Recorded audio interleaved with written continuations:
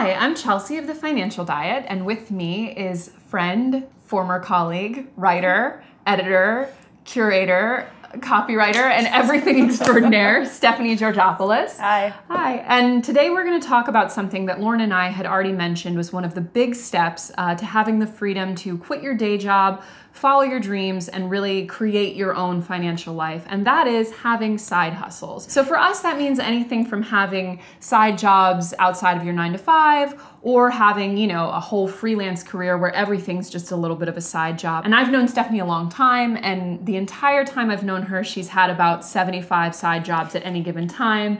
And now she's freelance full-time after leaving her job in copywriting earlier this year. So I thought she would be the perfect person to ask about kind of how to make it happen in your own career. So how did you first get into writing/editing? I was working at a hair salon, and my roommate was working for this woman who owned her own PR company. Then she got pregnant and she couldn't come into the office anymore, and she needed a job that she could do in between puking and do from bed.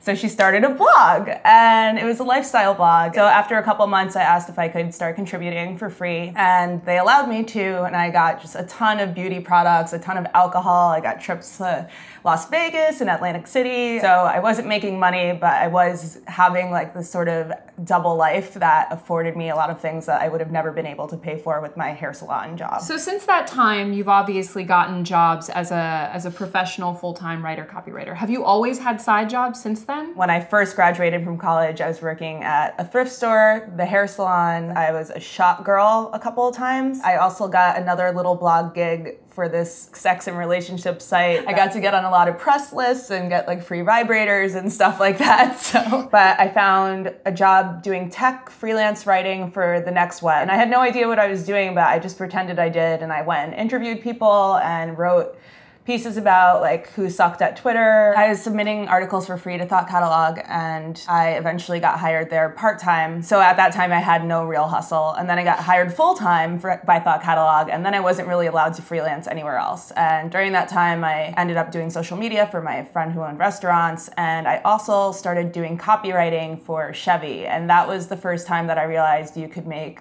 can you curse?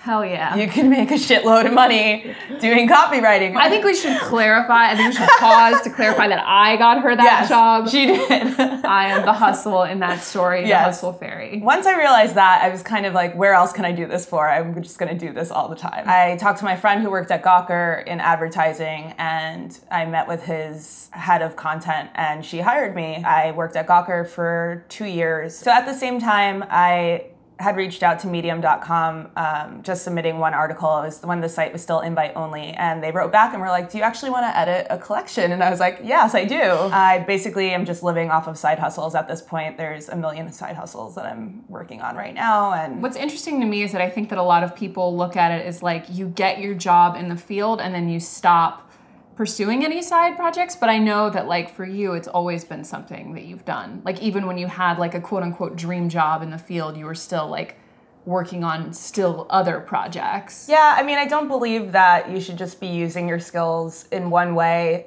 for 8 hours a day and then you don't do anything else, because I think that it's really limiting, and if anything happens to that job, you don't have any connections. You've just been sitting at your desk for like 3 years, not meeting people, not getting your name out there, not expanding your skills. Like you can take one skill that you have, like writing, for example, and parlay that into, a million different directions. You can learn how to edit, you can learn how to copyright, you can do a lot of different things, but not if you're just doing your one job all the time. Well, I don't feel comfortable if I have one job, because what if that job goes away? What if the company folds? What if I just hate it and I haven't set something up? So I always try to have like 2 or 3 things set up that I can invest more time in. That's a good point you make too, because you say like, just because you do one job and you're really good at it doesn't mean you might not get laid off. The company might not have financial problems. Like it's very scary to have all your eggs in one basket. So you kind of have like a timeline where it's like you have like one job that overlaps with another job, and then that job kind of comes in more focused, and then another job. It's like very interesting that way. And you said that you found some of your jobs just by like trawling the shady parts of Craigslist? Yeah, I always go down to the bottom of the page. I don't want a job that's listed under the regular jobs. I don't want PR, marketing, hospitality, whatever. I want like a gig. Like I want something that I can do that doesn't involve me going into an office. I haven't gone in for a staff job in years now, but I remember when I did have other things going on and I was way too nervous to like make that clear up front. And I feel like you owe it to yourself to at least ask, like, is it okay if I have these side projects, or just to tell them I have this going on? And I feel like some employers like it to a degree. It shows like you're passionate, you have interests that are kind of diverse, and you're really motivated, so. Yeah, and especially if they're not paying you what you requested, that's a good way to negotiate. So what kind of unexpected landmines or obstacles are there to look out for when you have, you know, all these different jobs? Two things. You don't want to overschedule yourself. Don't be afraid to say no if something is not paying enough for your time, but something else could or is. It sucks to freelance if you don't ever get to enjoy the flexibility of that. Financially, tax-wise, you really want to be careful. You know, at the very least, make sure that you have enough to pay your freelance taxes, because when that like bomb drops on you, like you get audited or for something you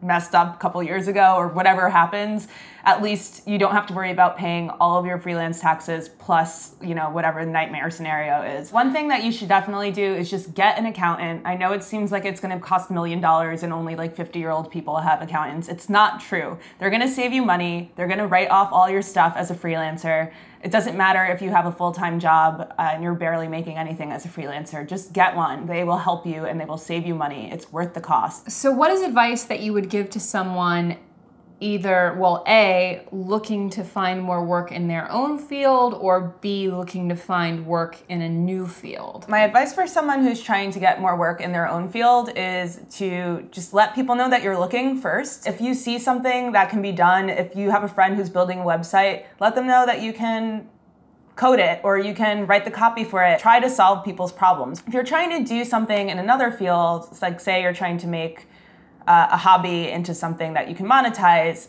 just start doing it. There's Etsy now, you can sell things. Anything can become a hustle, anything can be monetized. You just have to want it. And I would advise that you keep something for yourself that you don't monetize, because that's kind of depressing too. Like everything you do is like a dollar sign. That sucks. No one wants that. You need to keep something for yourself. So always keep that in mind too. So I feel like the big takeaway is when you're looking to have a side job or, you know, have multiple streams of income, maybe change careers, whatever you're looking to do by expanding outside of the box of your regular 9-to-5, is that you have to be brave. You have to be willing to look in the places that other people won't look. You have to go to the weird, janky bottom of Craigslist. If you're just sitting there every day, 9-to-5, at your same job, and you're not working on anything else, you're gonna stagnate. And the professional world's gonna keep moving, and the financial world's gonna keep moving, and you're gonna be sitting there typing at your computer thinking you have, you know, no options. But you always have options. You just have to be brave, you have to ask questions, keep your mind open, and keep your options open, and don't limit yourself to one job. Remember to hit the subscribe button or to go to thefinancialdiet.com for more. We'll see you soon. Bye.